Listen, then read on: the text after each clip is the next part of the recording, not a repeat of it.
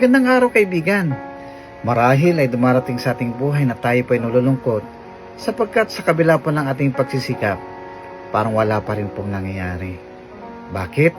Dahil may mga tao tayong nakikita na masamang loob pero lalo pa silang yumayaman.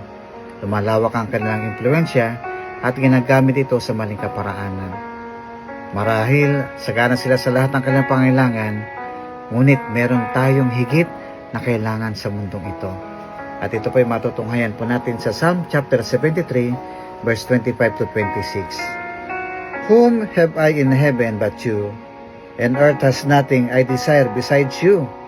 My flesh and my heart may fail, but God is the strength of my heart and my portion forever. Sino pa ba ang kailangan natin sa mundong ito kundi ang ating Panginoon na siya nagkakaloob ng lahat ng ating pangailangan? Dumarating man yung time na tayo po ay nangihina, nalulungkot sapagkat hindi natin natatanggap ang mga bagay na gusto natin sa mundong ito. But always remember ang salita ng Diyos, sinasabi, God is our portion forever. At siya ang magbibigay ng kalakasan sa ating. Lord, I pray, patuloy pagpalain mo po ang bawat isa, patuloy ang iyong salita ang maging kalakasan namin sa mundong ito. Amen.